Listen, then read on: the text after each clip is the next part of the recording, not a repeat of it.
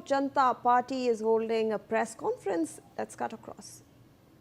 किंवा जेनझीचा जो सगळ्यात मोठा विजय होता तो फक्त राजीनामा नव्हता.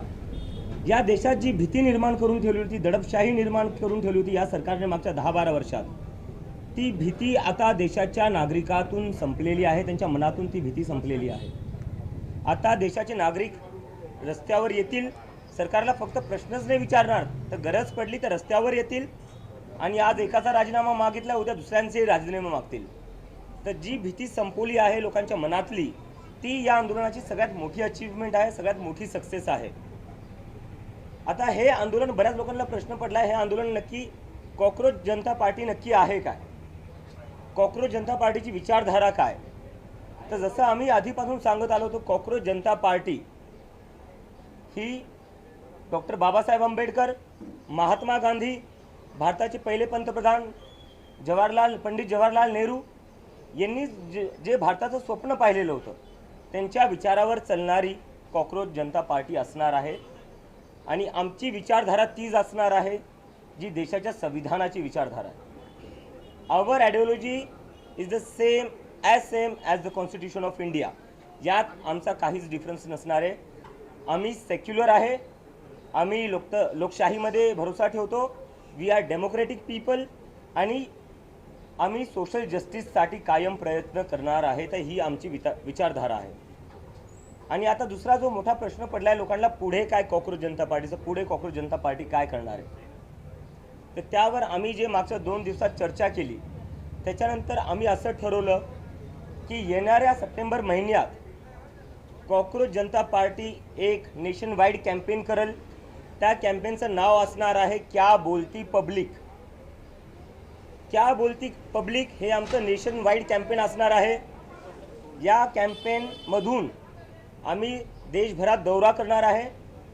आम्ही लोकांकडून समजून घेणार आहे त्यांच्या समस्या काय आहे, त्यांच्या अपेक्षा काय आहे.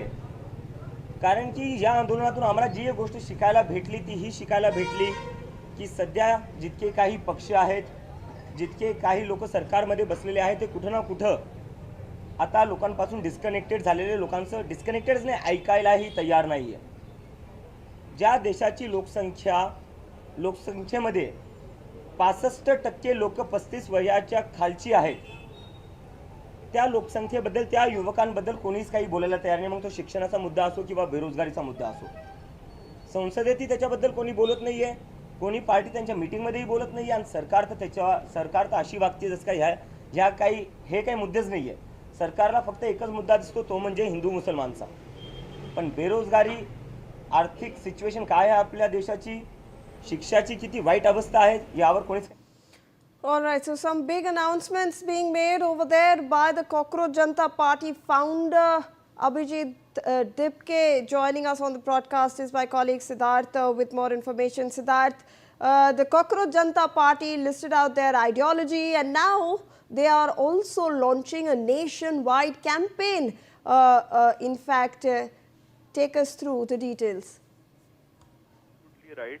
Everyone was wondering what comes out of this two-day strategy meeting of the CJP, and there's a lot of pressure on Abhijit Dipke at this moment as well, because he's been questioned on why the CJP is not visiting the students in Jharkhand. But what he said is that the CJP will now be launching a nationwide campaign in September. So they're going to be traveling the world. The CJP members, as you see on the screens, will be traveling the country, I beg your pardon, and they'll be speaking to the people. So this is, if you may call it, Abhijit Dipke's own version of the Bharat Jodo Yatra.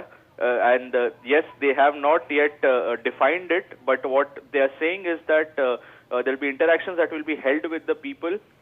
They'll try to understand what the people of India feel about the economy, what the people of India feel about education, and this is going to be a long campaign. So for those who are wondering what next, as far as the CJP is concerned, number one, there's no announcement of CJP forming a political party. They say that they're going to be continuing to remain a pressure group.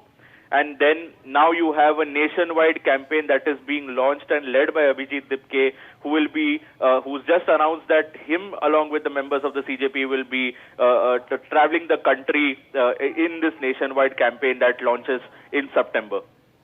Absolutely, Siddharth. In fact, in this press conference, they've also listed out their ideology, because a lot of people were questioning their ideology, and they've stated that they follow the ideology of Mahatma Gandhi, of Ambedkar, and also of Jawaharlal Nehru. Let me also go across to the press conference that is currently still underway. संपत चालला आहे political सिस्टमवरनं. आणि दुसरं जे आहे judiciary, देशात ज्युडिशरीबद्दलही लोकांच्या मनात खूप मोठे मोठे प्रश्नचिन्ह निर्माण झालेले आहेत.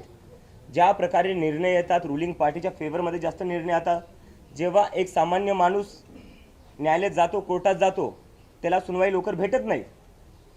त्याला सांगण्यात येते की नंतर या, तारीख पे तारीख जे आपण म्हणत असतो मजाकमध्ये, पण ती खरी व्यवस्था आहे. पण तिथंच एखादा मोठा बिझनेसमॅन असो, तो कोर्टात जातो, त्याला लगेच हिअरिंग भेटती, अर्जंट हिअरिंग होती, त्याच्यावर लगेच सुनवाई होती आणि त्याच्यावर लगेच ऑर्डर पण येऊन जातो. पक्ष तोडायचे असतील त्याच्यावर कोर्ट लगेच निर्णय देतो. आमदारांना इकडून तिकडे करायचं असेल त्याच्यावरही कोर्ट लगेच निर्णय देतो. पण जेव्हा सामान्य नागरिकांना न्याय पाहिजे तेव्हा कोर्टाकडे वेळ नसतो. तर त्याच्यामुळेही कोर्टाच्या इंटेग्रिटीवर, न्यूट्रॅलिटीवर खूप मोठा प्रश्नचिन्ह निर्माण झालेला आहे. आणि दुसरं आहे, आता तुम्ही सगळे मीडियाचे साथी खूप सगळे आलेले आहेत, तुम्ही आलेले, तुमचा आम्ही खूप आदर करतो, तुम्ही ग्राउंडवरचे रिपोर्टर आहेत. पण एकंदरीत लोकांचा सगळ्यात जास्त राग जो आहे तो मीडियावर आहे. कारण की हे जे इन्स्टिट्यूशन्स आहे हे अकाउंटेबल का नाही राहिलेले? कारण की मीडियाने त्यांना प्रश्न विचारणं बंद केलेलं आहे.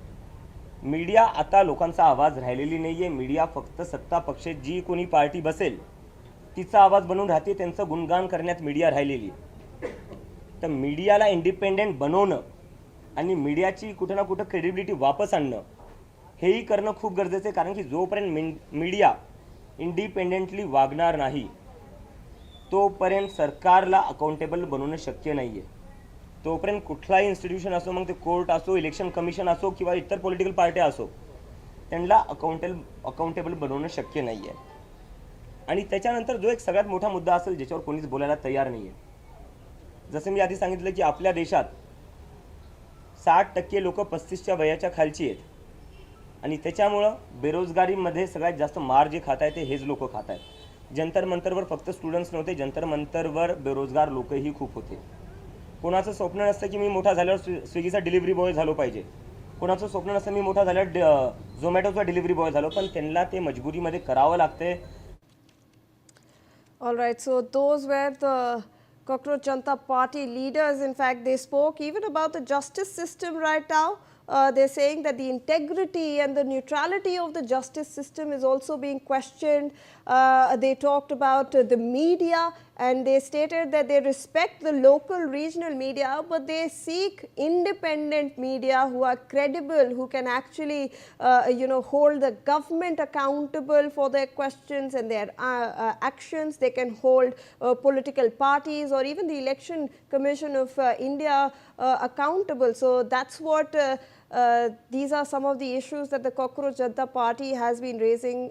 They've also said that unemployed people, a lot of questions were raised about unemployed people actually being present at the student protest, but he said that unemployment is a big issue in the country, and that's what they will be raising through the surveys that they will be in fact conducting in September.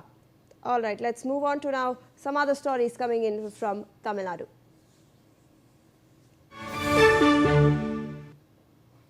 Well, a political